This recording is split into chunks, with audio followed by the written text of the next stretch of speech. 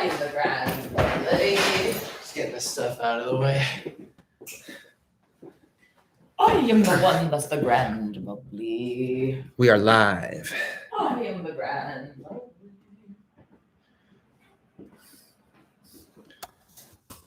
Still live. Add this to everything. Okay. That's just that thing that I had set up. I show you in Twitter. I'm just gonna mute it. Are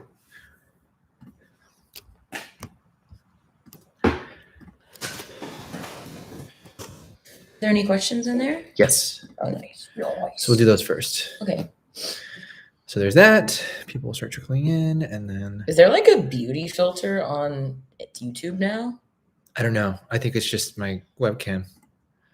It looks You look like, great. It looks like blurry, like, I don't know. you know, like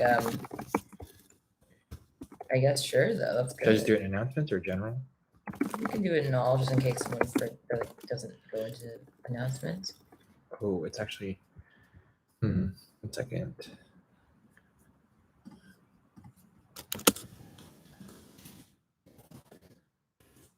Because it's only for certain tiers. Isn't there Rick?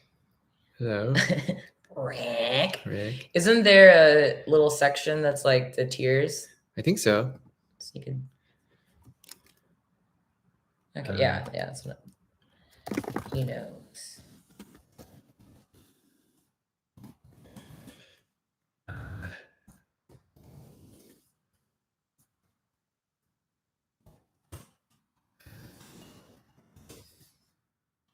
Okay, sorry about that, guys. We're just putting the link. We didn't want to accidentally give it, you know, to the wrong people, because then it's like, what's the point? Yeah. How is everybody? People will start trickling in. We'll wait a few minutes. Yeah. We just posted. Even though there's only going to be like probably less than 100 of you, I put slow mode on for a little bit just so we can make sure we get everybody's questions and all that fun stuff. And we'll go through the questions that people posted on the in the comments first, so that way, because I'm sure it's kind of annoying for them sometimes to have to like go through. Mm-hmm. So if you're trying to look for your comment, you know, just follow along. Yes. On the. Glad tomorrow is Friday. TGIF. I pulled out another one of my hair extensions. Uh-oh. I can't stop it, guys. You have to stop. I'm getting new ones in a couple days, and so now that like I don't need to keep them looking good, I just keep like it feels so good to pull them because you can't really like fully brush your hair with them in. So you know, so it feels I can't help it. I keep just touching them and pulling them out.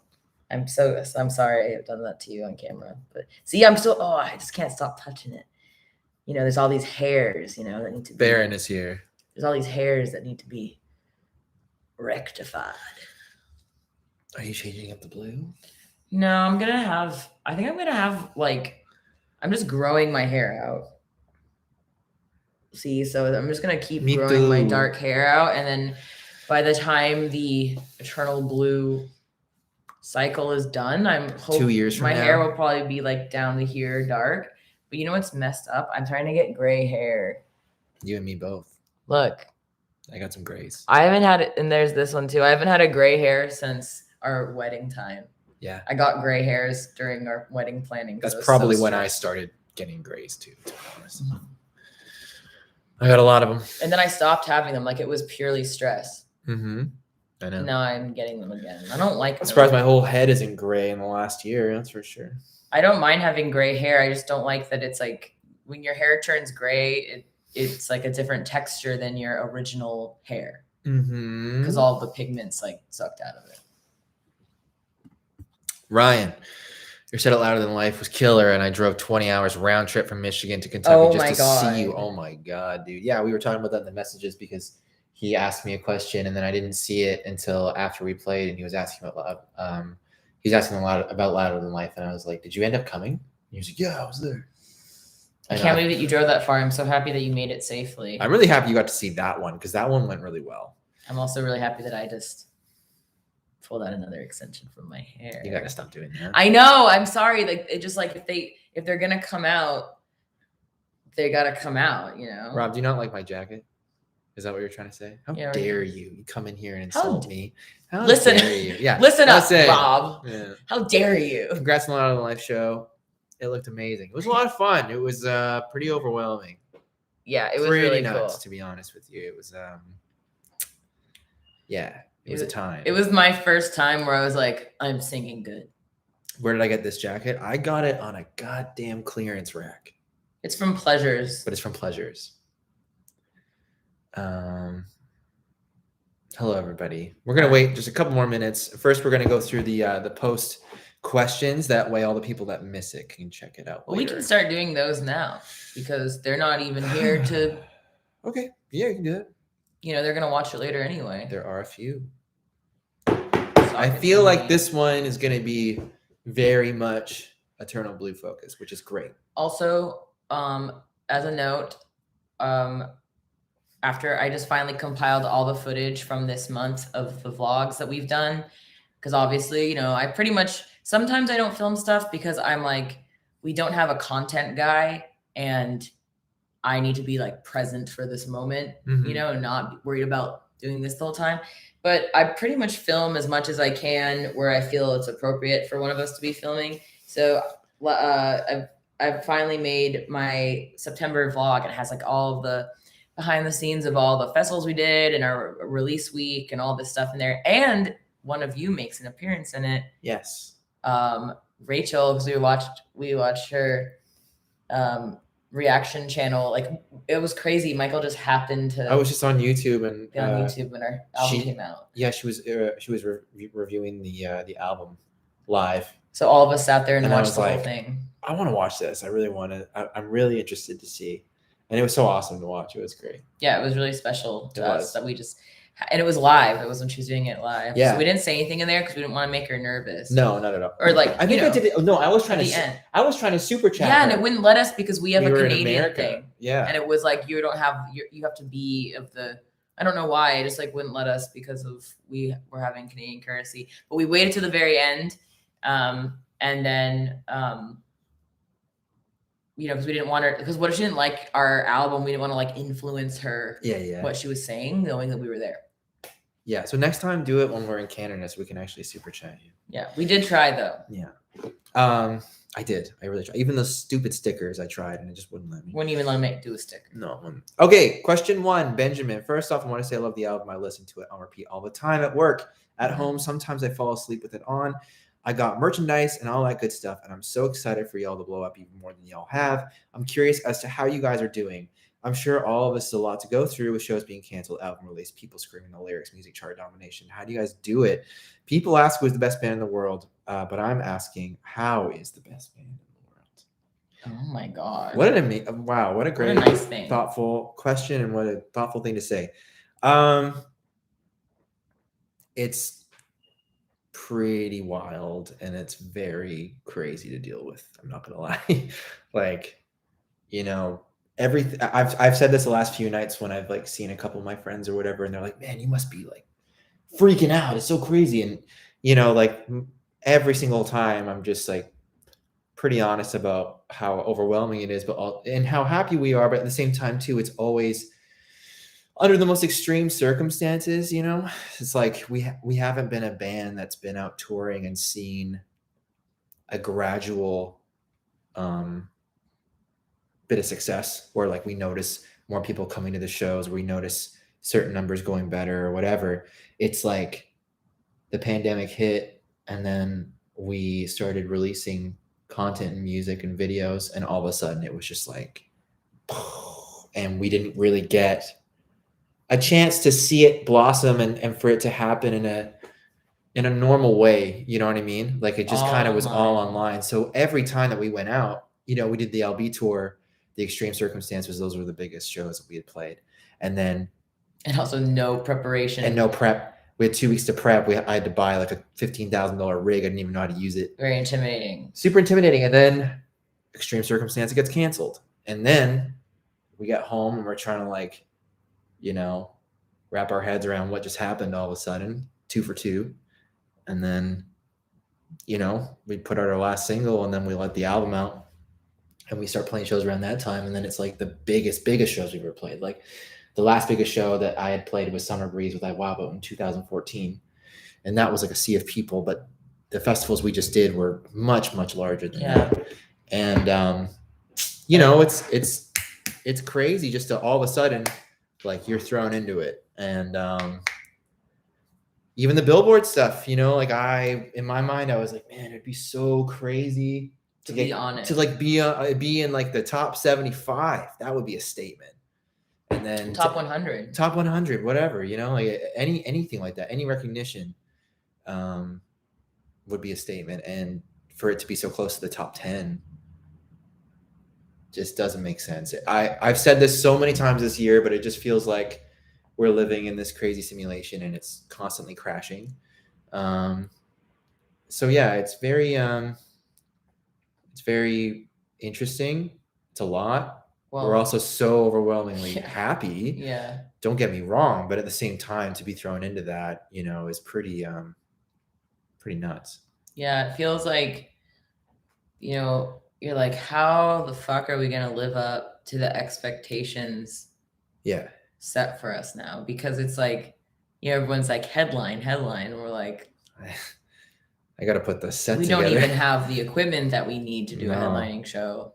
You know, like we're really flying by the seat of our pants, you know, and like there's been and it's been evident a couple times in the last little while where like we've shown up at a show without our normal sound guy, and I'm kind of thrown to the wolves to figure out the rig and make sure everything's sorted and our normal sound guy's on our sound 3 times. Yeah. So, you know, it's like he's learning us too still, you know. Super unconventional, super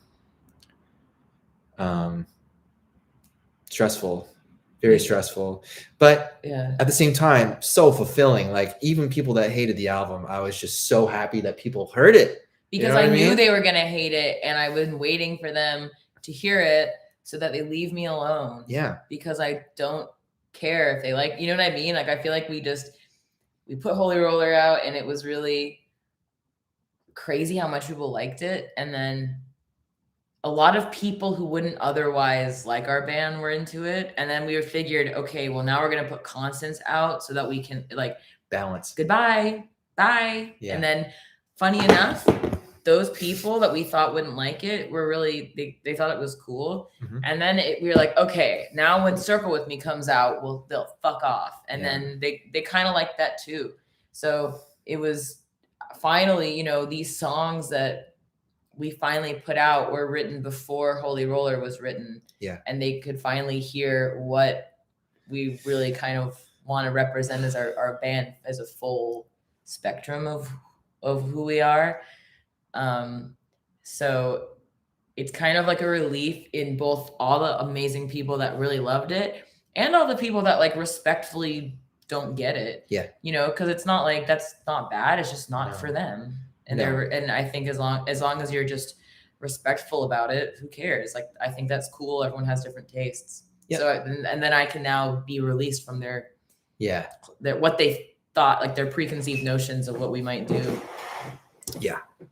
So long-winded answer. It's amazing. It's incredible. It's very stressful. Yeah. And it's, you know, a lot more than we thought, for sure. Yeah. So and the thing that's so cool, you guys, is I've been in the industry of like professional band for a long time, like in Iwabo, and I've come up in my time in that band was once, after the heyday of like how easy it was to pad your numbers and do double scans for sound scan for sound scan and stuff. And so people would have like the digital come with the physical, and then that would count as 2. And they had all these things that they do, and they'd also like fudge their numbers, and it's impossible to do that now. So, you know, gone are the days of most bands like us selling 100,000 records first week. And those days did once exist, but there always was a bit of strategy, the way that it wasn't literally like 100,000 records sold. So I am like so fucking proud of every one of those units. Yeah. Because that's so cool. Like there's no, it's literally, whether someone that bought a ton of vinyl, it's still all like a fit. Each thing is one physical piece. Yeah. And you can't do any smoke and mirrors anymore these days. So all those numbers you see on the billboards now from artists are like very accurate compared to what they used to be. So I think that's so cool. Yeah, definitely. Because it's just literally each thing represents a person supporting you. Like, you know exactly who, you know, like it's a lot of you. Yeah. Like it's pretty amazing. Next question, Kayla. Hey, Courtney, any beginner tips on how to start screaming, how to start practicing the noises and such? You are by far the best vocalist I've ever heard, and the lows you can reach are incredible. Also, have you guys ever heard of the band Currents? They're my second favorite band right behind Spiritbox. I would absolutely love to see a collab. P.S. Eternal Blue slaps. Keep up the amazing work. Well, first of all, thank you. And that's amazing. I think that one thing that's really helpful for you learning to scream is, personally, this is just me, not to be the phenomenon that I've seen that is the guy in his car doing screams, because it's like the only place that you have that you can be, you know, loud. Like, I think, you know, we've all seen that, like people like going in their car and driving somewhere private and just doing screams along with the radio.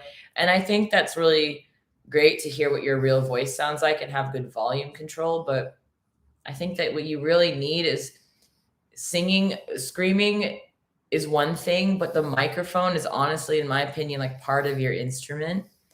And that is what, to me, that's like a lot of the sound comes from the microphone. And having, you know, even if you just have like plugins or something really simple, it not just for like you being able to sound your best, but honestly, just for you to have the confidence to be able to keep doing it. Because if you just hear yourself, you know, doing it in your car or just like without all that stuff, once you get headphones on and you can hear yourself, you have so much more confidence, because it sounds so much better. There's so much more like, feels like there's just more compression and stuff, and everything feels more one volume, and you can feel the different depths. And honestly, like you can sound lower and or higher because of the different things that the microphone picks up. So I don't know, Michael, what would be if you had to get like 2 free or really inexpensive plugins? Gain reduction. Joey Sturgis gain reduction. And I would pick up a something that like I can understand. You know, like gain reduction is pretty easy to use. Gain reduction and an 1176 clone, just a compressor. And just throw some reverb on there. Some delay. You know, just give yourself like a show environment so that you can really get a good, and also some context for how you're gonna sound. You know? just YouTube how to EQ screaming vocals or yelling vocals, and throw that on there too. Yeah. And then other than that, just when your voice hurts, stop. Yep. Sometimes, especially when we used to practice at Michael's parents' house, we used to go all the way out there, drive all that way. And sometimes I'd start and like after 5 minutes, my voice would hurt, and just stop. It's not worth it. Just stop if you feel any pain. It's your body's way of telling you to stop.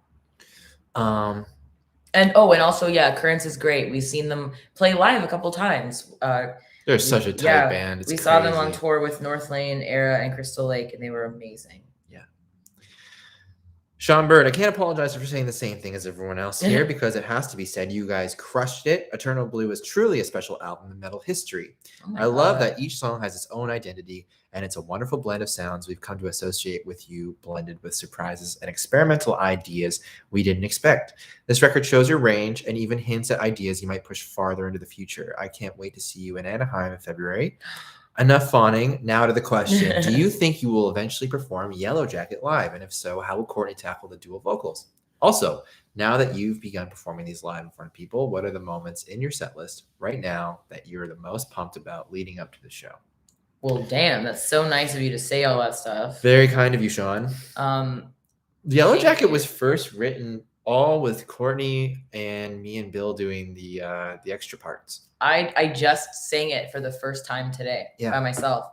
And I'm not going to lie, don't want to get you excited, but I I sang every song on that album for the first time all in a row today. Like, I went through from Sun Killer and then just kept going. I've never done that before.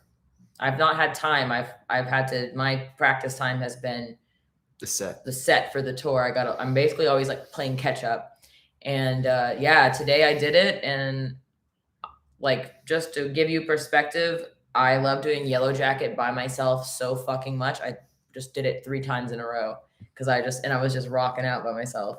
And I thought it sounded really cool, but we will see what you say after I practice it, 4 times. But I liked how it sounded on my own. I'd love to play that song. That'd be great. It's so much fun. I was singing it, like singing the chorus, and then every time it was high enough, to have my voice have that like natural break with scream distortion only on certain notes, like how Sam does. It's too low for me to, I don't like how it sounds, too low for me to do it nice sounding the way he does, because it's higher range for him. So like on the higher notes on each thing, I go into a scream, and I was like, yeah. I loved it. Yeah. I think we can definitely pull it off live. And it'll be nice to eventually do it with Sam too. Yeah. Also, the parts that I look forward to the most in a set, I would have to say Circle With Me for sure. Yeah. Everyone seems to really respond well with that. And also the extended break in Blessed Be. That's a cool moment. Yeah, that's a really fun moment. Another question. What do you do for fun on long bus rides between shows? Sleep. Yeah, mostly sleep and just kind of kill time. I don't know yet, because these shows that we've been doing, it's actually like much more affordable to fly into them versus like pay someone to drive and have like 2 drivers driving across the country to these shows. So we've just been doing airplanes and watching movies and stuff. But if in a bus environment, I would be sleeping as much as possible. If you're just coming in here too, we're just wrapping up the questions on the post on Patreon. And then we'll go back up through and see if we missed any questions. All right. BD says, Mike, I want to buy my first 7-string. What's some brands of metal structure 7-strings that I should buy? Also, you should do a full video on your setup and just mess around with your favorite licks to warm up and tips. I would love you to partner with Sheet Happens and have an official tab book. Okay. So first off, I would go with something like an Ibanez, even a Cort, if that's, your budget's a little lower. Cort makes actually pretty sick multi-scale extended range guitars, but Ibanez, if you want the name recognition, you can go with that. Schecter makes some good stuff too. Probably easier to get in a music shop too. Yeah, definitely. But check those out. Some of them come with Fishman, some of them come with EMGs. I would go with Fishman over EMG, but both will get you by, and one of those would do. I will do a full video on my setup. Eventually. It's mostly just the Quad Cortex. Honestly, everything is just in that box, and then it's just triggered via MIDI in our live set. So there's no tap dancing. It's all pre-programmed. It's all to a timeline. So that way, like, for instance, a part in Circle With Me that has like dotted eighths and the delays, it's set to that BPM. And because it's all pre-programmed to the set, it will never change. So yeah, I might demonstrate that at some point. I do have some tones and some stuff up on a couple videos I did with the headless Aristides and some others, but I can do an updated version. Also, Sheet Happens. Yeah, it's happening, and I'm really, really excited about it. It'll happen sometime this fall. Michael's been working on it for all year. We've been working on it for a few months, to say the least, and it's going to be great. I'm really excited to get it out there. Jack Bauer. Hey guys, it's Blessed Bauer from the Discord here. Congrats on everything. It was so awesome to see you guys at the pop-up shop in LA. You were there. He was there. Maybe it was the guy holding up the fruit sign. With all the little fruits. Yeah, but I'm curious about a couple things with the album. On the title track, what was the intent with the beeping sound that is heard throughout the track? Second question is about one of the songs you guys were tracking, Joshua Tree. Dan called it the European Festival riff. It's the one Mike had posted on his Instagram before. I know you guys had to cut a few songs and ideas. I was just curious about if you scrapped that song entirely or if you had any plans to work on it more in the future. I love that riff. First off, the beeping in Eternal Blue is just an ambient thing that we just found in a splice loop. And we clipped the part of the loop that had the beep in it. So I don't, if you listen closely to a lot of the sounds, the background sounds on the record. There's a lot of Spirit Box stuff, like the actual device floating around. It's not as apparent as in the first EP, but it's there. And Dan went in very heavily and tried to find a lot of crazy, creepy, static telephone conversations, all this stuff. And we sorted through them and picked the best ones. And Eternal Blue, just, that beep is literally just kind of like it's just like a phone conversation with a beep in it. And then we just repeated it within the song and within the parts. And it just added an extra bit of. It synced up. It happened to sync up when we first put it in to beep at like a cool time. We just left. We weren't gonna leave it in there. If I remember when you guys put it in. Back we weren't, or we were. No, like it was just like the beep. Dan just cut. Oh yeah, and then it stayed. The noise, and then the dun dun dun dun dun dun dun, dun happened at the. It just like on the off. Dan put that over. Yeah. The thing that you made. Yeah. Or did Dan make that? I don't remember. It was over 2 years ago. I don't even remember, to be honest with you. That's actually the coolest thing about we like keep going back and looking at all this footage because there's so much that I forget. Yeah. The first sign was Wubaka. It wasn't Jack. You were there too. I'm sorry that we didn't hang out with you guys. It was just kind of like the only way that we could feel that we could safely do a meet and greet. Not a meet and greet. We didn't do a meet and greet on purpose because everyone was like, "Oh, we'll no hugging. Everyone stands 6 feet away from you." And I was like, "That is not going to work. I want to fucking hug these people. That's a shitty meet and greet." Because then when you want something signed, you go up. What are you gonna not hug? Yeah. What am I gonna be like? I think that's so much worse for me to be like, "No, dude, no hugging." Yeah, we just tried to like separate the two so that way there was no confusion. We tried to just have it be good and safe as possible. A happy medium. Yeah, because you know what? It was our party, but I want to see you in real life, soon. But yeah, that beep was intentional. I've seen a lot of comments, people being like, "There's something messed up with the bounce," and no, it's not. It's part of it. It's just like an ambient part of it. Yeah. And then the second question about the Year at Festival riff. Yeah, that was a song called Big Boy. I know. It's me, guys. I fucked that song up. Courtney wasn't vibing with it. I like what I made. Okay, here's the thing. As when we had the actual framework of the record and them all together, and we had them all together, we got to that one when it was like 3/4 of the way done, and we're like, this just does not fit at all. It just doesn't work. No. And that was one of my favorite riffs too, so it's tough for me, but at the same time, we need to make it better. We need to work on it. It just needs to get better. We need to change some stuff around. And there's songs that Blessed Be, we changed the chorus like 7 times or something until we finally got that one. So we just didn't have time. We ran out of time. And I wrote 2 others too in the studio that got 3/4 of the way done. One was called Fire in the Hole. Remember that one? Yeah. And we called it that because we threw rocks off the mountains for fun because we had nothing to do most of the time in our off time of recording. We used to yell, "Fire in the hole!" We throw a rock down the mountain or whatever. But anyways, yeah, that was another one that didn't make it. So just is what it is, unfortunately.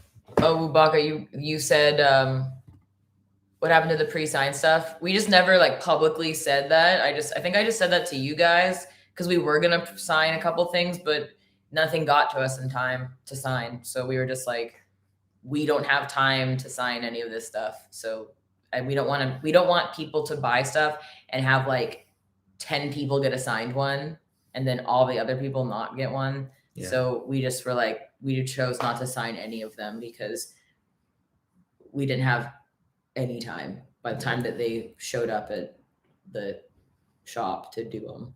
And so we just didn't want to we wanted it to be all or none. So we just were no sign. Lauren, so addicted to this album. I've had it on repeat ever since it came out, hoping to make it tomorrow. But in case I don't, I'll leave a question here. Question, you've been getting a lot of great publicity with the release of Eternal Blue. And Kerrang had the great article recently about how much you live up to the hype. How exciting is all this? And are you worried about any pressure of living up to expectations and hype surrounding your debut album? Sorry, long-winded question, but thanks in advance if you answer it. Oh yeah, I really, that kind of stuff, unproven hype where you've not done anything yet to back it up, I really don't like. You know, we didn't ask anyone to say all those nice things about us. Like those people that wrote the articles and reviewed our stuff, like some of them just felt really passionately about the band. Yeah. But that kind of stuff like scares me because I feel like, you know, I'm like, I have not earned that yet for you to be like, you're changing music. You know, I'm like, what? It's hard because I mean, like, I feel like so many bands are on an even playing field not after because it's still happening, but you know, since shows have come back slowly. Mm-hmm. So there's a lot of bands that are going out there and are just as nervous as us, even though we're playing our first ones in their seasoned vets. Seems like there's like an even playing field there, but for us, it's very difficult because there's so much curiosity and because everybody's really interested to see if we can, quote unquote, pull it off live, whatever their interpretation of that is. You know, if you go out there and you flub up as a human here and there or play a bad set or something doesn't sound exactly right, people will just make their decision that you are phonies right off the bat. And the worst part about it too is that a lot of the videos that go up and stuff, they're from an iPhone from random spots in the audience, and people comment all the time being like their sound is off, it's all messed up. And it just sucks professionally videos of us yet. There's the only DI stuff that we've done is studio stuff and Sirius XM stuff and everything in my parents' basement. So, you know, it's just hard. It's hard to not look at that and just be like frustrated or whatever. But I mean, you can't change people's perception. People are gonna, you know, think that you're great, or people are gonna hate you, and that's just the way it is. So we do have a lot of work to do. I have a lot of work to do. We need more time, but I mean, at the same time too, it's like because we're in this position, we have to just go for it. So whatever happens. But it's just, you know, it sucks that we live this day and age where people just kind of decide off of not the right material at hand. You know what I mean? I think people also don't like to be told what something is. No. Like they don't like to be told this is the new cool band, this is the best band. They like it to speak for itself. So there's always going to be a bit of pushback there anyway from people that are like, I'm so sick and tired of everyone saying that they like this band. But I actually am very curious about that stuff. So I actually like go and I like type in and I tally up all, you know, like, for instance, like on Reddit, like I'll tally up how many posts are actually about our band. And then how many posts are people complaining about people talking about our band too much, or like on certain Facebook groups. And funny enough, it's like, let's say there's like 10 posts about the band. Then there's like 20 posts being like, why is everyone always talking about this band? Mm. So they're unintentionally like building more dialogue about the band. Ironically, because like their whole point is that they're tired of hearing about it. Yeah. So that I totally understand if people don't like all those wonderful things that some of the press have said about us, because I'm the same way. I'm like, don't tell me that the band's awesome. The band needs to prove that they're awesome, you know? Mm-hmm. Show me you're awesome. So I welcome the criticism and the feedback, because it's really all we have to make notes of our show. And obviously we're going to do what we want to do, but we still do like take what people say with a grain of salt, but we do look at it because we just want to keep improving. And it's really the only way you can improve is to face your misgivings head on, things that you need to work on, your shortcomings. Alex Hansen, are there any plans for some cool holiday things like you did last year? Boxmas, I think it was. Also, any chance you guys might be at Every Time I Die's Tid the Season show this winter? Thank you for inspiring me. First off, maybe I'll be, but I don't know. You're so nice. You're very nice. Boxmas, is that a thing? Oh yeah. Boxmas round 2. You heard it here first. We're doing a Boxmas. We're definitely doing a Boxmas. This year we have to top the Boxmas of last year. But you know what was really hard last year? Everyone that we chose was random. Like we chose everyone at random to win, because you can't on Patreon, like you can't, everyone has to have a fair chance. You can't, otherwise it's considered like gambling. And so we make sure that it's all by the book. And so a couple of the people that got chosen lived in other countries, and it was so hard. I had to eventually, like, this one girl, and she had like a very American sounding name, but she was American, but she lived in Europe somewhere in like a Eastern European country, and or Poland or something? One of those. I just don't want to say where she lives to these people. No, of course, yeah. You know, a country, and I had to eventually. I tried to buy a Nintendo Switch so many times, and then my card would get declined because it was a foreign card, and then she had to help me find a website, and it was all in like Danish or something, and it was insane. Like it finally worked. I felt like I was such a fucking scammer to her, because I'd be like, doing it today, and then I would be like, my card got declined, you know. And she was so nice about it. Like, she was just like, I was like, can I just give you like a gift card or something, and so you can buy the Switch? And she was so nice about it, but I finally was able to get the Switch. And then there was another guy that we had to get AirPods for, and that kept happening too. So this time I'm like, I don't know. I might be like, we need to limit this to the US only. But the odds are whoever is going to win is going to be USA. I just don't like making people wait a long time to receive their prize. And one of them was when we got strings for, and the people that we got those strings from took forever to like get it for. Didn't that happen?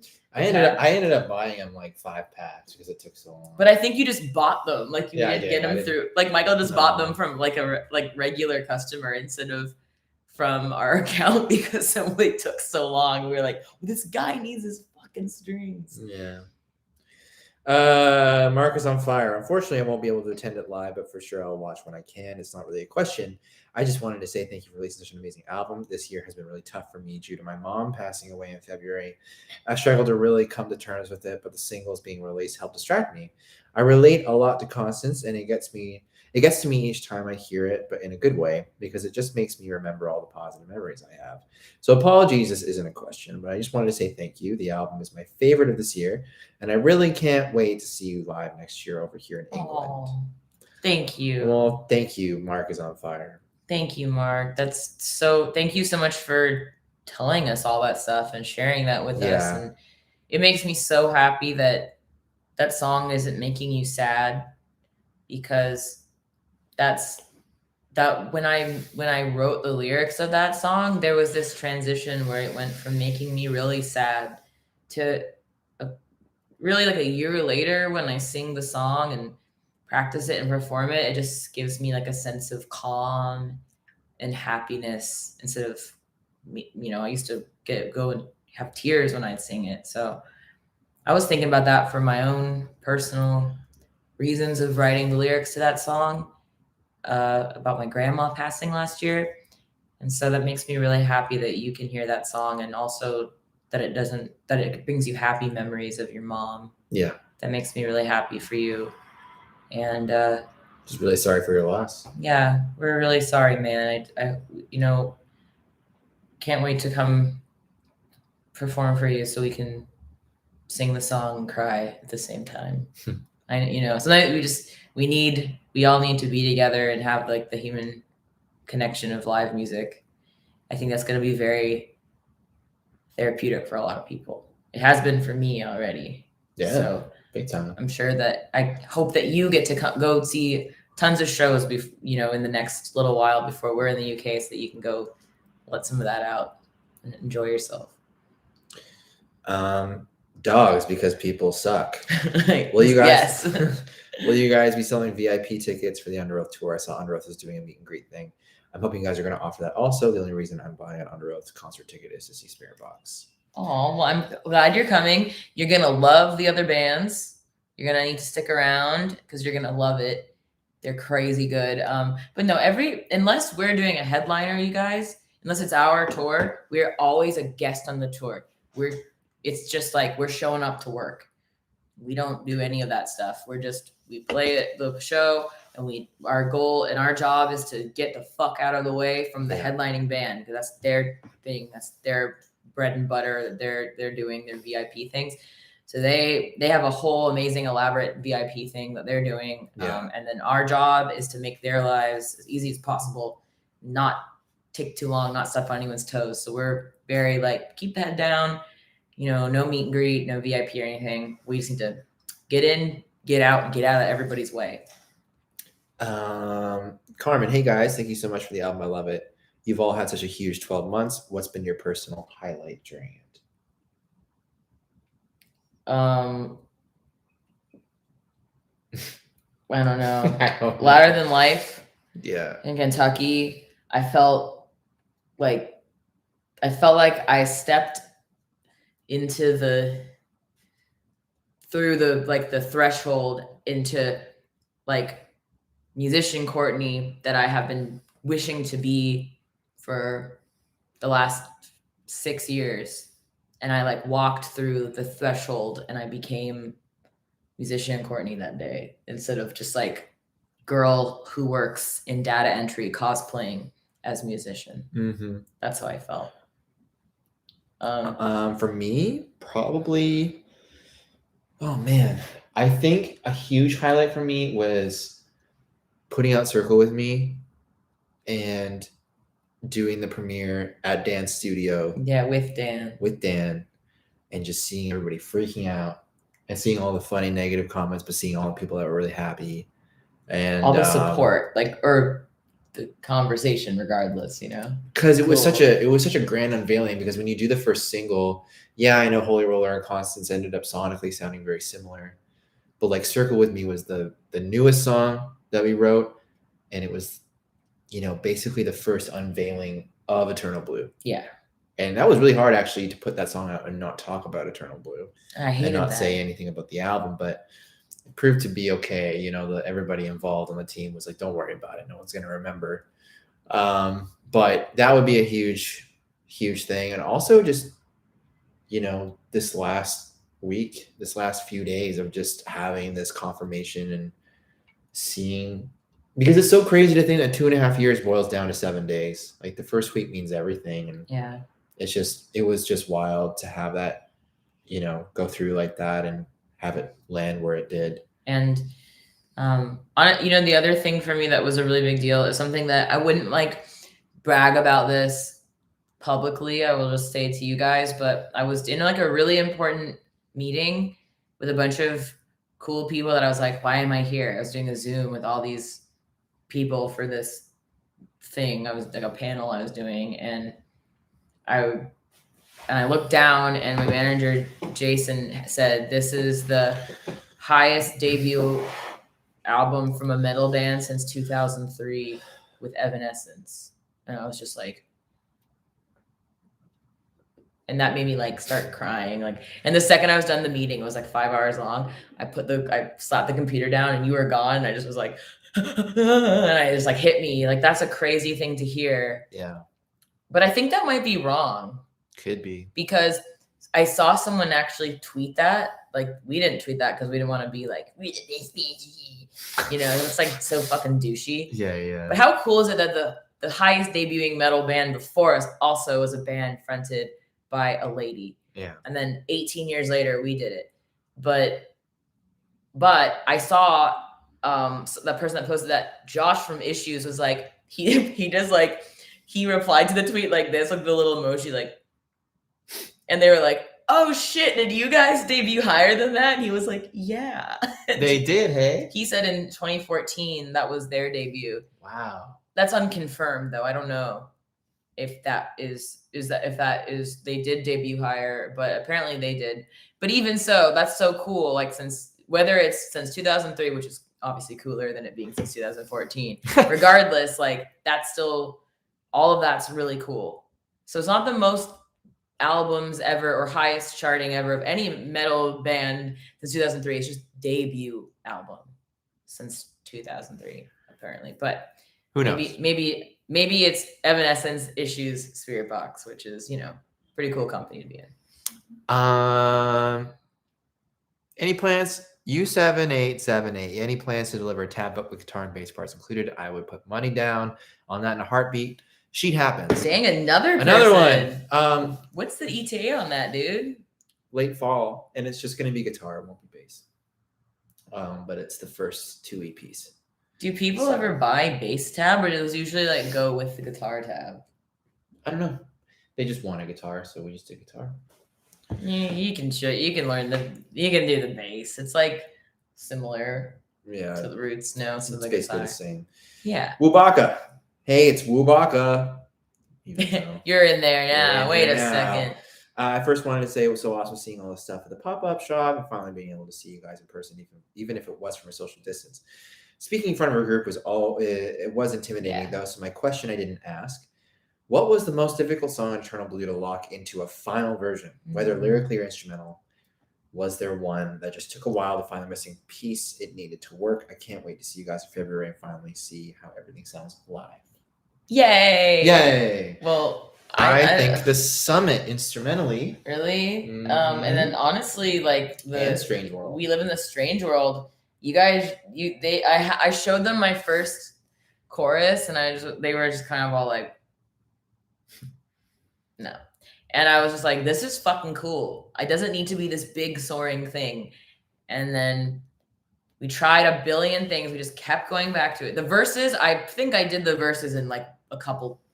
Honestly, some of the things that made it, I'm not trying to say this. The verses, some of them were probably my first take of it. Yeah, I believe that. I think actually the first one, because I sound, it was my first time doing it, so I sounded really like unsure, and we left it like that. Yeah. It's like a cool vibe. But and then the guys ended up like completely cutting stuff out of the song and then making it better. And then, then I didn't have to make a chorus. Yeah. There used to be like more of like a chorus thing happening, like the buildup of like sunken in, now we live in a strange world. And then it went into like another thing. Yeah. So we just had to go back because we were like, that part sucks. Let's just get rid of it. Yeah, I agree. For me, the Summit was the longest one instrumentally. That's it. Yeah. Because we, I don't know. I don't even remember what it was like beforehand, but we had it solidified and then we completely cut it and then we redid it and then we went back in and we're like, it's too long. Well, the chorus was double. The chorus was double. Every single time. It took a while to find that like right amount of time and like the time frame of the song, and also to find the right structure going into that bridge. Because we had it the same for so long, for like 2 years. Yeah, that's the thing. It's like when you have something solidified for that long, any change is just like, I don't like this. So you have to really let go of previous versions and stuff. That's another reason that we were not happy about having to take so long to record, because it's like, no, I'm going to keep listening to this how it is, and it makes it like cemented like that's also a large part of why there's a lot of guitar parts that are from the demos on the official. Like the verses of Secret Garden are actually ripped from the demo because I tried to just retrack it. It just wasn't the same. When we recorded it in our condo that we lived in a couple of years ago, it just, I don't know what it was, just like the DI, the actual level of it's because you were probably interface, and I was probably high as fuck. And we just couldn't replicate it. It did not sound good. We couldn't get it to sound the same. Same guy, same guitar. Same with the solo in Eternal Blue. We just said, screw it, keep it. And that's also, because we sat on it for 2 years, and any change, as I just said, was just like so hard to wrap our head around. We were so married to what it ended up being, like the original. Yeah. Couple more. Steve.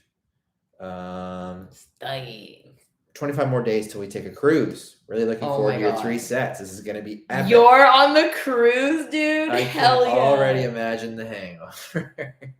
Dude, that's going to be crazy because this cruise, all this was announced before anyone even gave a shit about our band. Like we were on this thing after it was already pushed back with COVID. And so we have no clue what to expect. Like, it might be, I don't know if the people on that cruise are going to like us or if they're going to not even care about, I don't know, but I'm really excited. I've never been to Miami. I've never been to the Bahamas. I've never been on a cruise. Frankly, I don't ever want to go on a cruise other than for my job. I feel like I think I'm going to get really seasick. Yep. But I am so excited. Like, that's what I'm practicing for now. We're gonna play the longest set we've ever played. Yeah. We're trying to figure out the fuck to play Trying right to now. put that together, and it's gonna be interesting. So it's gonna be cool. It's like you're on tour with us, you know? Yeah, that's gonna be fun. And last comment is from Ryan. From earlier, he said, "Your Set It Louder Than Life was awesome. Wife and I drove 20 hours round trip from Michigan to Kentucky just to see you. It was totally worth it. You were 3 or 4 rows from the front on your side, where shit was getting really fucking rowdy. I had an absolute blast. It was hard to get video because of the insanity, but got some great pictures. Posted a few to the Discord SB on Tour tab. You guys looked so happy to be there as the crowd was to see you. What an experience. Thank you. Looking forward to seeing you again at a small, more personal venue in the future." Again, Ryan, thank you so much for coming. That's such a dedicated and for driving. Yeah, that's a huge drive, and that's a lot of dedication. So really, really appreciate it. Yeah, that was nuts. That was really fun. I was saying, that's the first time I've ever felt.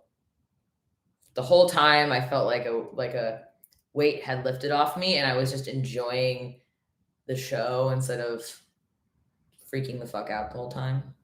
Yeah, that was wild. Don't get me wrong, we were still freaking out. There's lots of last minute little like things that made us be like pretty much up until the moment where my rig switches patches, so I'm not just on the same one, I'm freaking out because Holy Roller doesn't change until the break beat for me. So if that doesn't trigger, I know that something bad is about to happen, and it's just going to get worse and worse and worse. So yeah, once that happens, I'm pretty relieved.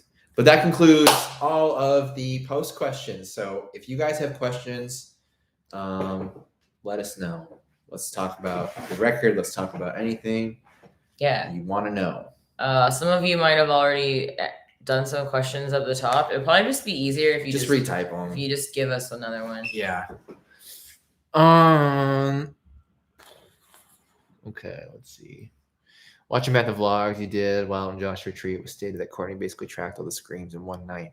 Which track was the hardest for screaming, and which one was the hardest for singing? Yeah, I had tracked all of it, and then I retracked. Yeah.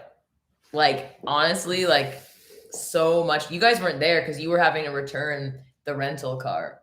Because during the trip, we were like, you know what, we should like stay here for another month in the US. So they had to drive back to Palm Springs and return the car that they had rented and then get a new car. So you guys were gone most of that day.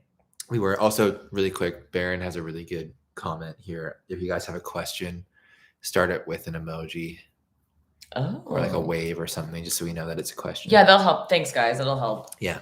We're bad at being able to see all this stuff. But yeah, you tracked like 3/4 of the album that night, yelling wise. And I completely retracked Halcyon. Yeah. Because I sounded too happy, so I retracked it, and it was really difficult to sing because it was one of the last things I did. So I had the full month of singing and screaming, and my voice was like just shredded. And a lot of parts in that song are really high. And I was like, Dan, shouldn't I just redo this? Like when we go to LA and I sound like shit. And he's like, no, keep doing it. It sounds, you sound in pain and sad. And that's the song. The way you're singing is too good and like perfect. And so it sounds cheesy. We need you to, let's keep doing it so that you sound more sad. And then that day, me and Dan were like, quickly run to the bathroom. We both went, and then when we were in the bathroom, I guess it was still recording, or I was recording. I was just like recording the practice, and the preamp that he had picked up this weird like conversations on like a radio, like a spirit box. And it recorded. It actually recorded, and so the breakdown in Halcyon, like when everything cuts out and it starts to build up, all that noise, that was an actual thing that was recorded out in the desert. And I was like, Dan, come here, it's so scary. And he ran out of the bathroom and like hit record. Like, get the fuck out of my way. And started recording whatever the weird shit was happening there. Unless I missed it somewhere, have you guys talked about the early days after leaving Iwabo, forming Spirit Box, and how you guys got Bill, etc.? Can the kids get a story time with Spirit Box sometime? I can do like a really quick do the Michael version summary of it. Ended Iwabo, came home early 2016, spent about 7 months writing the first EP, trying to figure out who could record it, what we could do. And then from there, landed on an engineer here to record guitars and bass. I ended up recording Courtney's vocal. And then we spent the better part of 2017 pitching it, got told no by everybody, put it out independently the fall of 2017. Then in New Year 2018, we found a drummer and we found Bill. By found Bill, what I mean is that we asked him to come rehearse with us because we've known him for like 10 years. And then from there, we parted ways with that drummer pretty quick. And then we're drummerless for a long time. I made the singles collection. Same thing, use that same engineer to record guitars and bass. I then recorded Courtney's vocals again. And Dan was mixing and mastering all this stuff. I was sending him the files.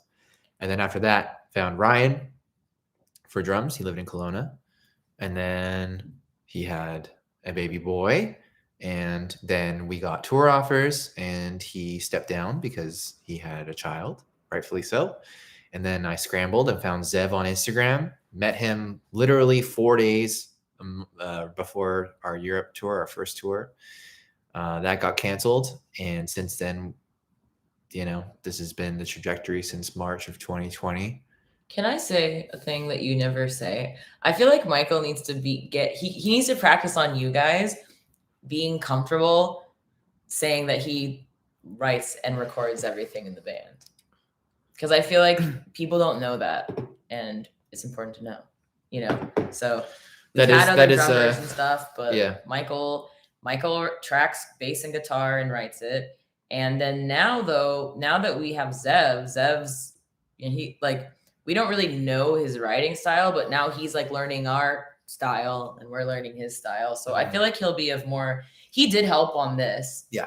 Like Michael would send him stuff, but Michael writes most of it. But I think on the next stuff, I feel like he kind of like gets us more. Yeah. I want to do real drums on the next record. And I want Zev to have a heavy hand. Regardless of if he writes it or not, we would be idiots to not have him. We didn't have it in the budget or the time this time, which is, it's a bummer. I'm very, very happy to have Zev in the band. He's incredible. So yeah, I used to just be me and Michael and me singing, Michael doing all the instruments, and now we finally have like a lineup that we can do shows. It took forever. But that's it in a nutshell. I mean, I know that's super, super quick, but we just like constantly just been drummerless and have just been fighting to figure it out live, but then also having the strategy of putting stuff out online. And we played 3 shows with Ryan, and then we parted ways, and then Zev came in really, really quick, like out of nowhere. And then the pandemic hit. So we were like, we're not just going to have this guy be in our band. We don't even know him. No, we had to spend a long time. And also at that point, like the year that we had was just all online and was just FaceTime. So yeah, you can't really bring someone. And maybe he doesn't want to be in the band. Yeah, we're freaks. You can't just bring someone into your business and bake them into percentages and stuff when you haven't spent more than 10 days with them. Yeah. That would be crazy. People have such weird perception. I know. They just see someone playing in a show or a video and then assume that means that person's been there since day one. Not the case. But like, it's so great. It was so awesome to finally get to spend quality time with Zev. Yeah. What's the least expected thing that's happened since the release? The billboard thing. That's crazy. What's up with the liner notes? The lines blank and blank. I don't know. You'd have to be more specific because I don't know. That sounds weird. Yeah, let us know what you mean by that. What are you listening to right now? I am listening to, let's pull up my Spotify. The lines blank and blank might just be a cool, like a little emoji, like just space giver. I don't know. For fun. I've been listening to Incubus, Slipknot, Bring Me, Nine Inch Nails, Deftones, Every Time I Die, Code Orange, and Loathe. And Turnstile. And Turnstile. That's what I've been listening to. I've been listening to Doja Cat and Lil Nas X. Their CDs. Lil Nas X's new record is amazing. Yeah. Are the lyrics in the bridge of "We Live in a Strange World" references to older songs like Belcara and Bleach Bath? No. I just say the same words all the time. Yeah. They're not references to the songs. She lacks certain words. All the songs reference each other, you know. But yeah, I mean, I recycle, you know, I can't ever just never do the same words more than once in a song, you know. But yeah, all the songs in Eternal Blue, like there are common threads between them. Sure. That makes sense. This has nothing to do with the album. Courtney, how's your brother Jackson? Is he still playing music?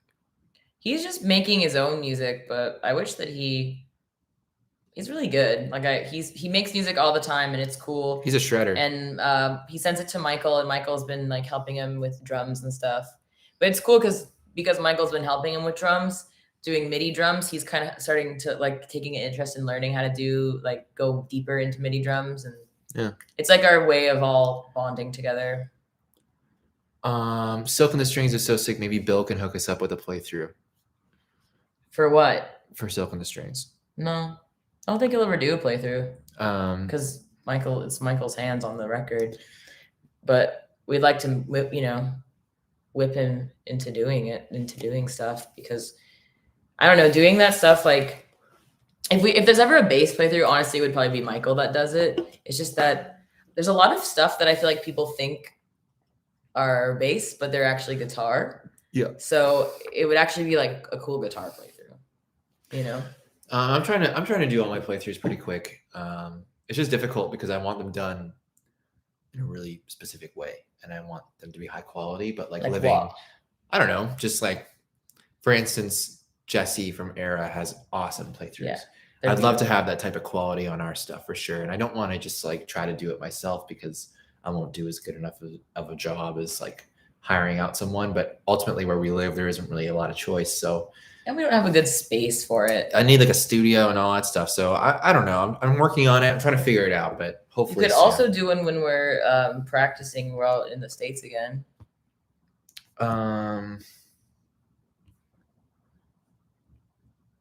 Let's see. Any plans for a smaller club headlining tour in the future? There is a venue in Harrisburg, Pennsylvania, starting to pick up a lot of tours. We will. You know, maybe. You know, not this year. It doesn't. No. Yeah, not this year, but you know, it's not really up to us ultimately. No, well, we're like, I'm not gonna not go on tour with like an awesome band. Be like, sorry guys, we want to do a headliner. You know, I'm like, thank you for allowing us on your ride. Do you think you'll add even more diversity to the styles of music and singing in future songs? What's amazing about Spiritbox is how it doesn't sound just like other metal. That's a question for Michael and probably Dan, because I feel like Dan's good at like help guiding your tunnel vision into the big picture. I'm still not like mentally letting go of Eternal Blue yet, because it's just a little bit crazy to just stop thinking about over 2 years of work. But the new stuff, when we do get around to it, yeah, I could see us. I don't know what it's going to be like yet. I have no idea, but I know it's going to be different than this. So whether that's in a heavier direction, in a lighter direction, in a more electronic direction, I don't know. I think I want to make longer songs. Yeah. And I think I want to go into it with more of a plan. Like, this is the single. This is the second single. Like, before the album is recorded, you know, like knowing that, because that's not how we did Eternal Blue. We were just like, let's fucking put this song out. I don't know. You know, like there was never the song on the album that we're like, this is the single. Yeah. Not to me, at least. I was always like, which song do we do as a single? I don't know. They all could be a single. Courtney, it sounds like you utilize a lot of upbeat R&B influences in your vocal phrasing on this album. Was that an intimidating step forward, or did it instantly feel right?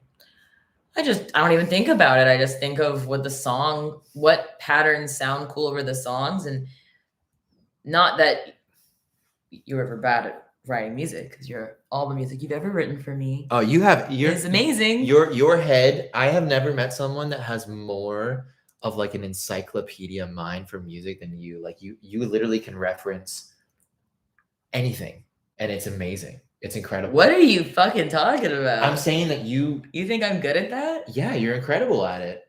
You like we'll be sitting there and immediately you'll bring up some reference that I've never even heard before of like some 80s song, some artist that's like massive that I've never even heard that like or even small. Oh. And like you have an incredible brain for just like referencing different, artists and their like vocal performance and stuff that you want to maybe not imitate, but like grab from. Go on. I'm just saying it's crazy. I've never met anyone like that before. It's like, well, it's pretty impressive. Actually. So I just look at it like what the song gives me. So the more I'm not like competing with the song, the more I can play around in the song. So I think I had a lot more room on these songs to play around and have a more like percussive way of singing. And that's the music I love. I don't feel like feeling like I'm being like strangled into a song. I like to feel like I'm just like dancing over the song, and have room to complete my thought. That's what I always say. That's how I always explain to you. I'm like, I need more time to complete my sentence. Yeah. When I need them to like make a part go longer. I need more time. Yeah, but thank you. That's a nice compliment, honey. Baron, not a question. Just reminding everyone of Spooky Scary Movie Month every Sunday in October. I don't think you saw that. I saw it. You did? So what's the first movie? I don't know, but that's a really great idea, and I love that. And we're gonna have to try our best to be as many as possible. I can't deal with watching an Ari Aster movie again. Why? Because the movie gave me its objective, which is for me to be so disturbed that I don't want to watch it again. Hell yeah. I can't deal with it. Well, it depends on which one. I can't do Midsummer again. It's just that's a long watch. That's really hard. Isn't it like 3 hours long? I don't know, but it's so disturbing. It really is. But I'll do it for you guys. Whatever you want to watch, I guess. As long as it's not like weird gore porn. I don't want to watch like Saw. Let's figure out the good ones, the classics. But I'll do my best. I might have to like turn it off sometimes, but I'll try my best. I'm excited that we're here for most of spooky season for sure. Well, even when we're gone, we can still watch it. Like as long as we're not playing a show, we can probably watch it with you guys. Yeah. My 5-year-old found out I was buying a ticket to the Under Oath concert to see you guys, and he practically demanded my wife and I take him to see you guys. So I did. Oh my God. He's excited. That is awesome. That is so awesome. But you should have been like, you know what? This is me and your mom's fucking time. And you have to stay the fuck home. And this is real life. Yeah. So you're such good parents for doing that. What an awesome thing. Because I know it's different when you have the kids there. But at the same time, you don't have to stress out about rushing home for whoever's babysitting. So true. You can enjoy yourself. Hey, it's Alex Box from the Discord. I love you guys and so proud of everything you're doing. What songs are you most surprised by the reaction to? How do I say this without? I don't mean to choose wisely. No, I just don't mean to like dwell on the negative. Yeah. But look, I obviously feel very passionately about that these songs are all awesome, and I have been like, I can't wait for Yellow Jacket for people to hear Yellow Jacket. It's so cool. Yeah, and there's been haters on it.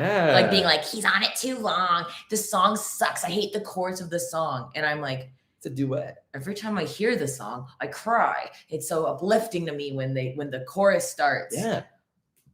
And I'm like, this is one of the coolest things we've ever made. What the fuck is wrong with you? And also, I thought more people would like the Summit at the beginning. I saw a lot of haters being like, the song doesn't go anywhere. See, I thought it was the opposite. I thought people would really take to Strange World, but they wouldn't take to the Summit. There's some haters on the Strange World. But Strange World is the least streamed song. Yeah. People are like, no. They're not into it. But, that's just the way it is. There's got to be some songs that people don't take to. Of course, tons of the Yellow Jacket's like the most played one. Yeah. So obviously people do. I don't mean that people don't like it. I don't mean to dwell on the negative. But I was like, that one is like a people pleaser. I thought that people would be like, yes. But there's a lot of people being like, this is such a letdown. If you had a huge budget for a tour, what would you spend it on? Pyro, lasers, hundreds of inflatable flailing arm men? What is your vision? Bring Me the Horizons tour. Yeah. Have you guys seen clips of that Bring Me tour? That's the coolest shit I've ever seen. It's the coolest thing I've ever seen. Dancers, and then that 3D light show was just incredible. It's like a cage around them. You should check it out. That's what I want someday, eventually. I mean, they've been a band for like 18 years or something. Yeah. So maybe someday we'll get to do that. The Rule of Nines release was the first song release I participated in after finding you guys. Oh, wow. What was the inspiration for the phone call thing? And did you save those messages? Oh, I forgot we did that. Oh my God. We're literal psychopaths. I still have the Rule of Nines, like Twitter and Instagram and shit. Oh man. You know why I keep it? That was cool. I keep it because since I don't interact on that, I get the weirdest stuff recommended to me on there that I'm like, I would never have seen this weird tweet had I not had this random ass thing. Yeah, it was that was cool. That was different. Tell them briefly what we did. If any of you weren't around for that, basically I set up a phone and just would drop the number in our story. So just like a temporary phone number. And we'd follow our fans from this weird account and then like DM them the number. And so we would DM the number and stuff. It was pretty fucking out there to say the least. Weird. But basically the phone would ring, I'd hit decline, and then the voicemail. Yeah, I did actually. Holy shit. You learned how to code, and I would go into all like the metalcore subreddit and their discords and shit and just like spam them from this weird thing that was called like 99999, and they'd be like, fuck off. And they weren't happy about it. And I would just be like 99. Basically what happened was I was really into like cursed websites, or just like deep web websites that like people couldn't explain, just like mysterious things that people would try to crack the code. And I took the template from one of them, and then I put a clip, a reoccurring clip of a behind the scenes shot of the hallway that was super shaky, that had Courtney standing at the end, and then she would disappear, and then she would come back. And I put our own nine times like there with a bunch of like lyrics and stuff like that. And then we set up the phone number so that if anyone called, the voicemail would kick in and it would play the first 15 seconds of a song of that noise. And a lot of people were really concerned actually at first. People were like, did you guys get hacked? Like, what the fuck? Because it was just bizarre. It was just a phone number, right? But I think that was interesting enough where like if we did that now, people would really talk about it. But back then no one knew who we were. And pre-Rule of Nines, you know what? We were also really inspired by like listening to all the crazy elaborate release stuff that Nine Inch Nails did. Yes. And so that's why we're just like, let's just do like our own little shot version of that. Yeah, our affordable version of that. But yeah, it was really cool. And yeah, I would try something like that again, just in a more creative way, something that was a little bit more elaborate now that we have the budget to do it. Yeah, we will. We'll do something fun next time we release something. I forgot we did that. That's really cool. I want to have like a grandmaster plan. So let me see. Will there be one take videos of new songs at some point? Yes. Yeah. I need to do one. I just haven't been around to do one, and I definitely don't have the facilities in my current home. No. So I'll do one, because I mean I've never practiced this much in my life as I have now. So I think I could do one. I used to have to be like, I'm gonna do one, and then I'd practice for it for like a week, just really just trying, and now I'm like, I look back at the Rule of Nines one, and I'm like, I am so much better now. I've improved so much. We didn't expect that to do that. It was just like kind of like that's how I was feeling that day. Let's just throw it up, see what happens. Yeah. And then I don't know, something about it just became kind of meme worthy. And also just people were really interested and intrigued. And then YouTube did its thing and put it in the algorithm and recommended it to everybody, and bam. Yeah. Then everyone started reacting to it, and then it became a huge thing. Yeah, I just watched a bit of it again, and I was like, man, I've definitely improved. I should like redo it. Really love the album. You guys killed it. My question is, how many of the songs were written pre-pandemic, and what songs changed when you went to record them? Most of them were written pre-pandemic. Let me break this down in a really quick way. So go in order of when they were written. Do you remember? That will take me too long. Well, but basically what I'll say is that Sunkiller was written pre-pandemic. Hurt You was written pre-pandemic. The Summit, Secret Garden, Roller, Eternal Blue, We Live in a Strange World, Strange World, Halcyon, and Constance. So 9 of the songs were pre-pandemic. Yeah. And Circle With Me was written in studio. The newest song. And then the one before that was Yellow Jacket. It was called Machine.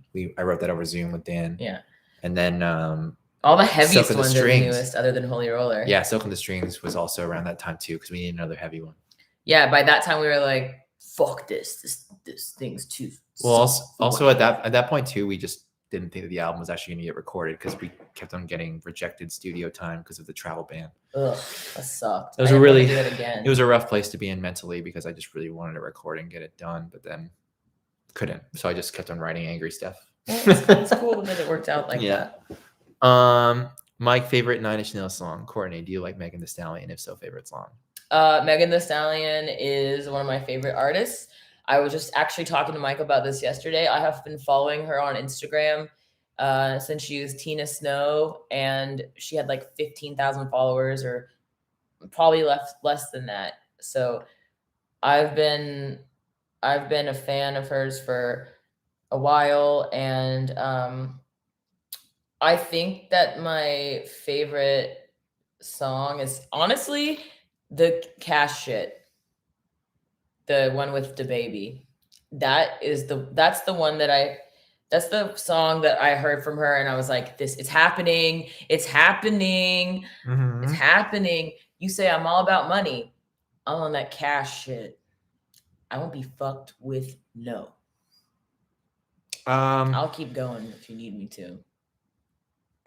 Honestly, my favorite Nine Inch Nails song, it's pretty standard stuff, but I would say Head Like a Hole. My favorite line is he say he hungry, this pussy the kitchen. That's my favorite Trent Reznor line. Sorry, that's also Megan. That's from Cash Shit. Yeah, they're the Downward Spiral is so cool. Nine Inch Nails, that whole era of the band. And watching that song Exploder where Trent Reznor is talking about how Hurt came about and that whole thing is so fucking inspiring. I'm so inspired by Trent Reznor. I would do like they pulled out of doing Welcome to, or were they gonna do Louder Than Life as well? We were playing their stage. Yeah, I was straight up devastated that they didn't play. Would have been nice. I want to see them because I've never watched them play before. I bet it's so cool, so I really want to see it. In the Eternal Blue liner notes, there are these sections that have lines over pictures, almost looking like Morse code.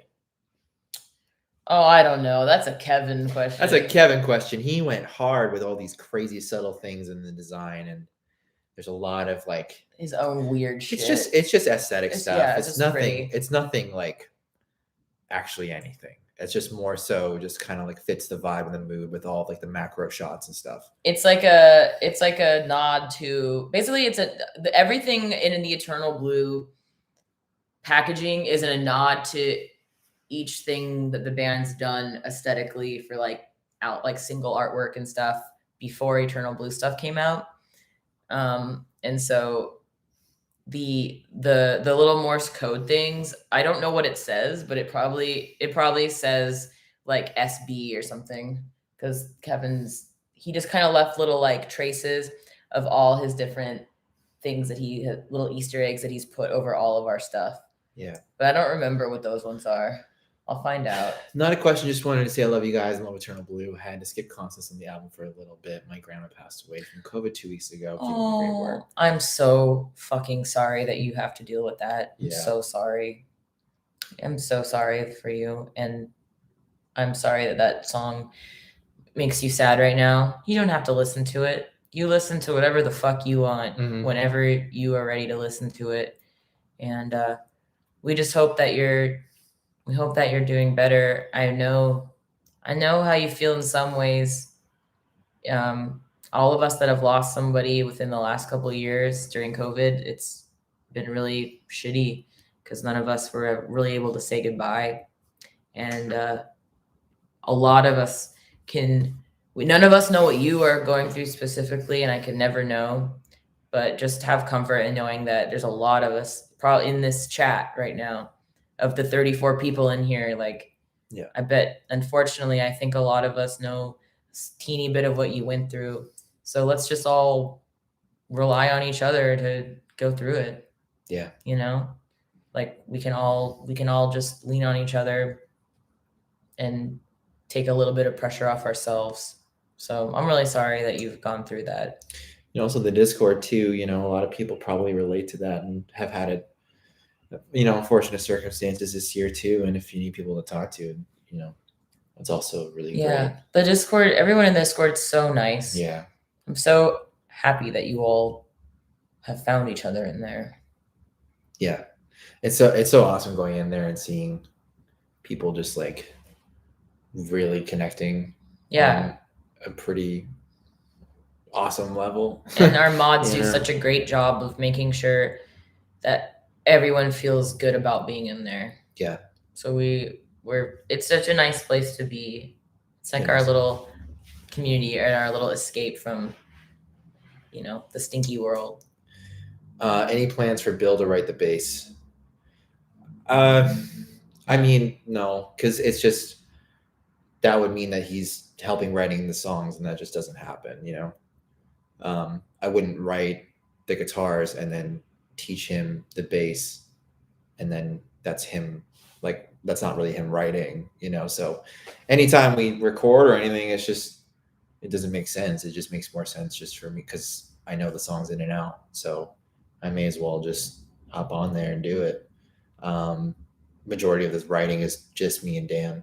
That's how most bands are. Yeah, usually the guitar player or whoever writes the most usually performs the most on all the instruments. That's like a big regret I have, is that we have not been more vocal about that, because I don't know why. I think that we always just were like, oh, don't brag. Michael doesn't want to brag that he does all that stuff.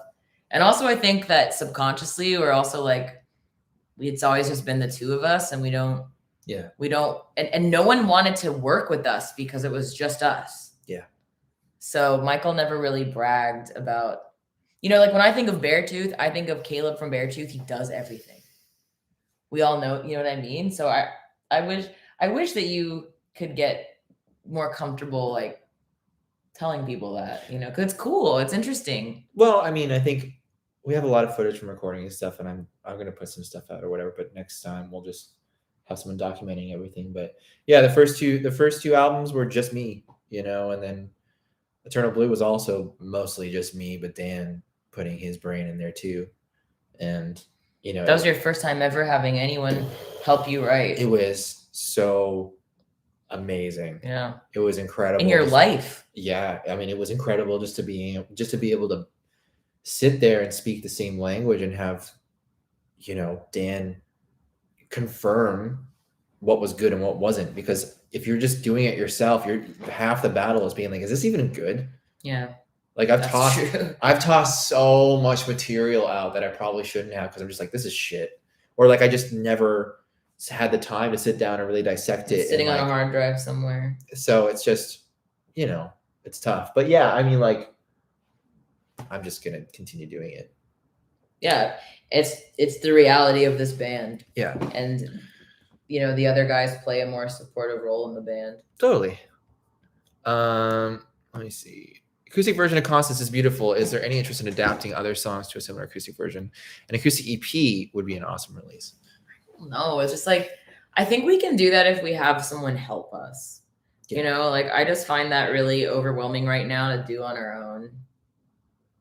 I feel like some of our songs, I don't even think of them as acoustic. I think of doing like piano versions of them. Yeah, you say that, but then like our friend Johnny comes around with a full-on acoustic version of one of our songs, and my ears perk up. Yeah, holy you're just like, shit! Whoa, Johnny, who works with Andrew Baina, you'll see him in his videos. He's in Carcosa. He's the singer. He's just like, that guy is just incredible. He's such a great musician. He's such a great guy. But every now and then he'll like float me an idea, or he's like, I took one of your songs, I made it acoustic. I'm like, oh, I can't wait to hear it. And then I listen to it, and I'm like, dude, this is so incredible. This is such a well-made version of this. You know what I mean? Like, I wish I could do this. So maybe, I don't know, Trust Fall would be a good one. Perennial would be a good one. Eventually we'll do it. I mean, Courtney got me a fucking incredible acoustic for my birthday. For his 30th birthday. And it was a Martin D28.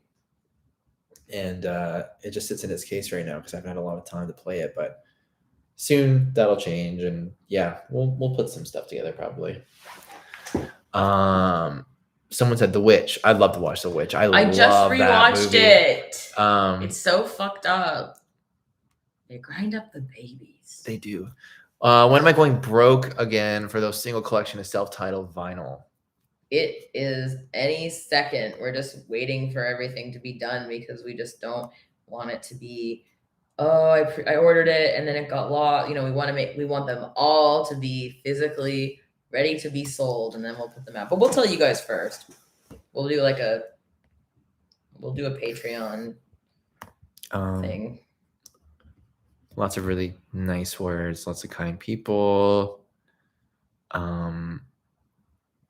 Michael, at one point you mentioned possibly reworking Trust Fall. That's a cool song. Is I'd like to see what you would do with it. Have you considered doing that, and what would you do?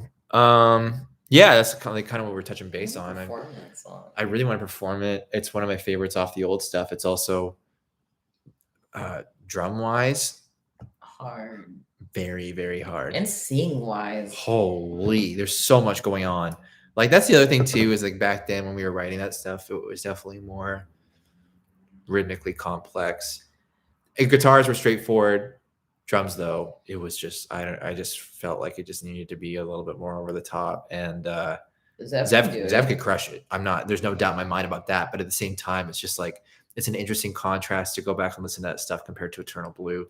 And it might just be growing older, or just musical maturity. But yeah, some of that stuff I listen to and I'm like, what the fuck? This is insane. This is too much. I'd be down to do it. It's just we have such limited time together. Yeah. That we're like if we just all lived in the same place and we practiced every couple days, like we would just do all these songs. Oh yeah, we do. We're like, okay, we're gonna have like 5 days together to practice. So let's practice the stuff we're gonna play next year too. Let me see.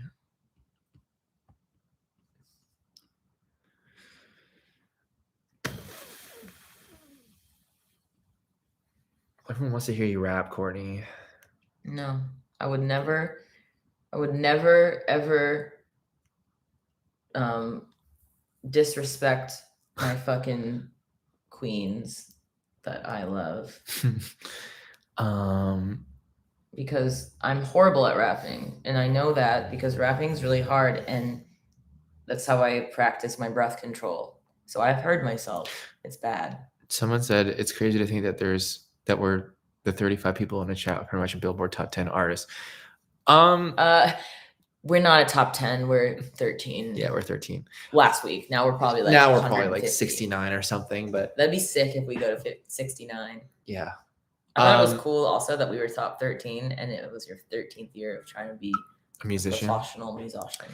Yeah, I mean it is, but you know what? Like I'd rather have this. I'd rather have like a really tight-knit community of people that we can talk to every now and then and answer questions and stuff. Like if we tried doing one of these publicly like a couple weeks ago when we were trying to get questions. Yeah, like I felt bad. I turned super chat off. I didn't want to like sit there and if people felt inclined to donate and stuff, like obviously that's incredible, but at the same time I was trying to get people to listen to the album on one of the last days of it being the 7-day mark, and the whole thing was just like, brrr. And yeah, it's obviously, and I put the slow mode on too, and obviously that's incredible. Like the fact that this band has a channel that has that high of a sub count and stuff. But at the same time too, I miss this, and this is why this is great, is because we get to connect with so many of you, but in a more personal way, and actually be able to take the time to like answer questions and talk to y'all, and it's just great. It's just better, and I think it's awesome that it's more cool than good. It is. Ooh, it still says number 17. I don't know about that. I don't know. Are you thinking of the Canada one? Yeah, the Canada one's definitely. Because that would be cool. That means that we sold a bunch of records this week still. Yeah. The second week. Let's take a look. Because we never know. We might sell 100 the second week. I don't know. Yeah. I don't know. Let me know what the peppermint say. Tell me now what the pepper man say. Oh, this is all just. I don't know. These are all singles. I don't know how to get to the Hot 100. No. I don't know. It's up there, but yeah, there you go. Numero 13, friends. Still okay. So the week hasn't come out yet. No, for next week it hasn't. It just came up on Tuesday. Do you want to see how much hair I pulled out of my head while we've been here? Yeah, show them. Are you sick? I'm getting new extensions next week, okay? And they're like barely hanging on by a thread. And I just, now that I am a couple of days out, it's like I'm just taking some of them out and it feels great. I know, man. No, it's just, I have a giant bag. And you know what the weird thing is? It's like, I'm not putting this back in my hair right now, but I have a giant bag of these and I just save them. Put them on eBay. Well, I'm probably gonna make some extensions with them. Like, it's nice hair. Oh, that's actually now that I said eBay, that's something that I wanted to talk about really quick. So I've now learned that if someone approaches you at a show with a bunch of vinyl or a bunch of photos of you or like pick guards and stuff, to not sign all of them, because I felt bad for them that they had to wait for us and all that stuff. And I stood there and we signed the photos and we signed everything. And then later on, about a week later, someone linked me to an eBay listing, and these guys are selling each photo for like $300, $400. But wouldn't it be funny to sign it like pee pee poo poo and not tell them? I should have done that. No, because you never know. The one time you do that, it's going to be like an actual fan. Well, look, okay, yeah, exactly. But here's the thing. I respect the hustle. It's fine. Get your money. But at the same time, it's like, I just wish these people would be more transparent about it, or like, but also I'm an idiot and I should have like put two and two together. Like, oh, the reason why these two guys are getting me to sign, 10, 15 photos. It wasn't of the 10 same or 15. Photos. Honey, it was like a couple. Honey, go on eBay and look at all that. Those are probably photocopies. No. No one's gonna buy those. I know they're not, but I know that. But at the same time, the principle of it, it's like, man, would have loved to have not done that. You know? Well, that's why Taylor Hawkins started jokingly. He would, like, people would sign for asking for autographs. He'd be like, "Pay me first. Give me a 20 and I'll do it." Oh my god! No, I would just be like, I just signed my name, pee pee poo poo. Yeah. But yeah, if you want to laugh, go on eBay and look and type in Spirit Box Band, and you'll find a bunch of that shit with photos of proof, which is literally just a creepy photo of me signing something outside. Yeah, they took a photo. I want to participate and ask something, but the stuff I'm nosy about is dumb stuff. Like, y'all have any niche collections or something? I don't really have. I mean, I started collecting vinyl, but like on a very small level. You only have bought 2. I bought 3. So that's something I'm going to start doing. But Bill used to be really into collecting fancy Star Wars stuff. He had a lot. He had a lot of Funko Pops. He had a bunch of stuff like that. He sold a lot of it or like put it in storage. But he used to have but the Star Wars stuff he does have is like cool shit. Like, signed by this original artist. Ben says, I have 10 out of 16 vinyls ordered so far, and they're all beautiful. Was pleasantly surprised by the Blue Galaxy being a starburst. It's so gorgeous. Well, you're crazy, first of all, for buying all those. But I wish you, I am manifesting that vinyl, you can sell it on Discogs for like $500. There's some people with our EP that have sold them for $500 on there, crazy. Which is a great return on your investment. Yeah. But you are right, man.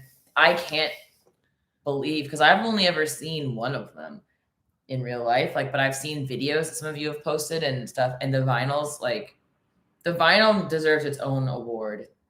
It's so pretty. All of them, all the variants are really pretty. They did a great job. Yeah. So I'm so happy you love them. And I wish that I'm manifesting that you sell them.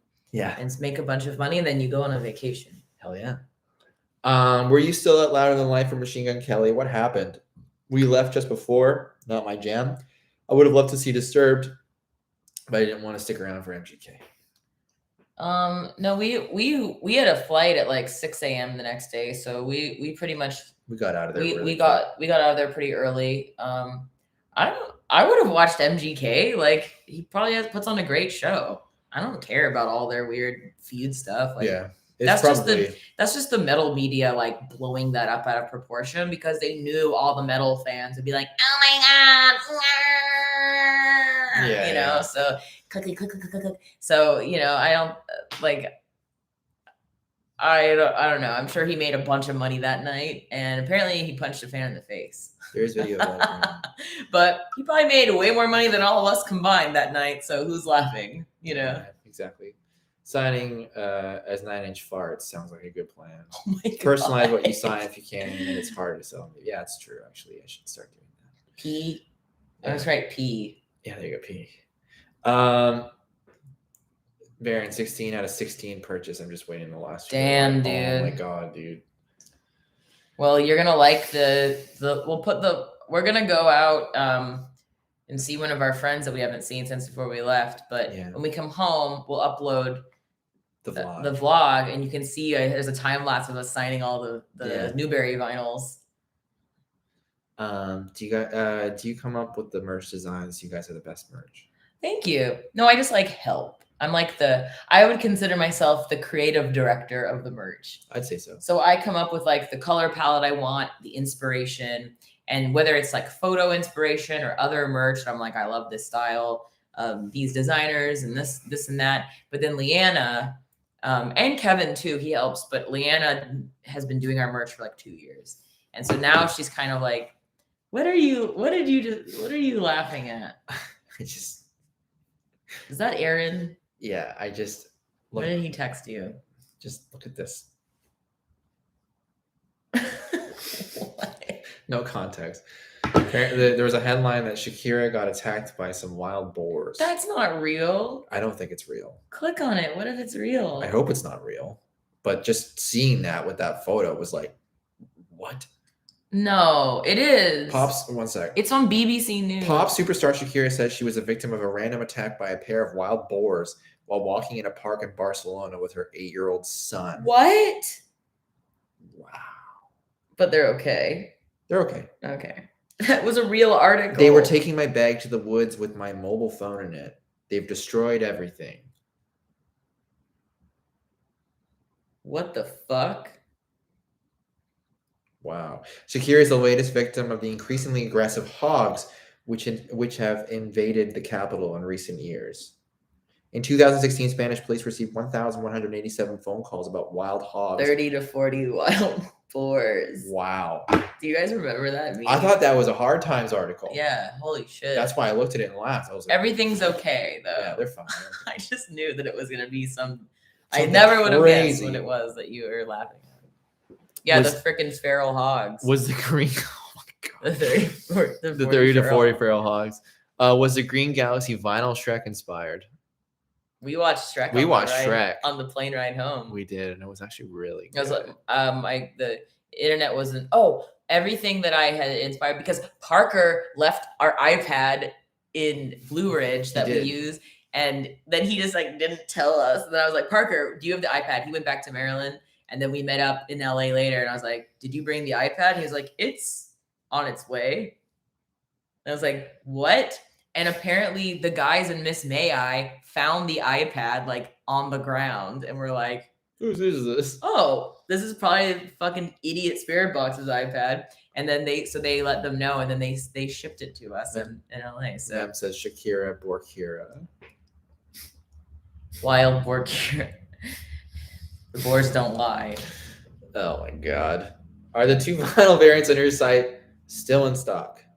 That's a good question. I have no idea. I mean, if they're still there to buy, they're still there. They're still there. They made a lot of they made like 6,000 of the normal one.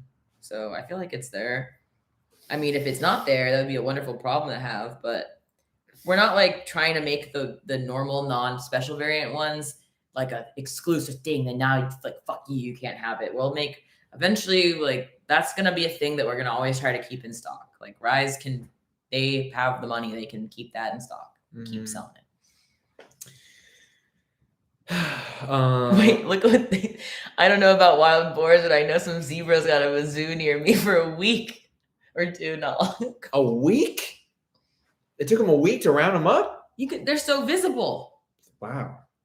That's pretty incredible. They're so easy to see. Well, guys, we have to depart. What? So we must go hang out with our friends. Yes. And I must. But I'm happy that we got to do this in September. I like that you guys got to see me almost go bald. That too. I'm sorry. Happy that we were able to answer some Eternal Blue questions. Spooky season is upon us. I'm excited. When we get home, we'll upload that. I do it now, but we'll be late if we do it now. We'll do it when we get home. But it's a longer vlog. What is it like? It's like 15 minutes long. I really hope that you watch it because it has a lot of cool. It's the whole month of September, so it has us traveling around, us signing our vinyls, and it has my favorite part is I filmed Michael like 15 minutes before Eternal Blue went up on Spotify, and just like I mean that's this. I don't know. I don't really say much, so don't hype it up too much. No, but it's a cool moment. It is a cool moment for sure. Yeah. But we love you guys. Thank you so much for hanging out with us today. And sorry it was a little last minute, but yeah, happy that we got to do this, and we'll leave it up for everybody who wants to check it out. We just wanted to wait till you had absorbed the album a little bit more. Yeah, and we'll do another one before the cruise. Yeah, before we leave, because who knows what the Wi-Fi is going to be like on the cruise. It's going to be non-existent. It's probably going to be interesting. So we'll get that done and over with before we leave. Yeah. Well, thanks for hanging with us, guys. And yeah, we'll get something ripping for spooky season. We're going to have those thank you to Rob for coming up with that awesome idea with the movies. We're going to make sure that we're there as much as possible. I'm scared. And I don't know if he's decided on the movies or whatever. We should have like a vote or something and figure it out, at least for one of them or whatever. But the classics are always good. I'm down for anything paranormal, especially. Would love that. I'll watch the scary thing. I'll watch scary things. Yeah. I watched the Conjuring one with you guys, and I was really stoned. And the latest one, it wasn't. I mean, it's okay. That's the night that I made up. What did I miss when I was taking a piss? That's true. That's a funny thing to say when you come back from going pee. Think about that. Yeah. Think about next time you go pee and you're with your friends. When you come back in, go, what did I miss when I was taking a piss? And see what they do. 'Cause I'll tell you what, his reaction. I lost it. He liked it. Rob said the mod's picked for now. Okay, cool. Yeah, we'll solidify everything. Yeah, you guys have good taste. Y'all do. Your spooky, scary judgments. All right. Well, bye. We love you guys. See you.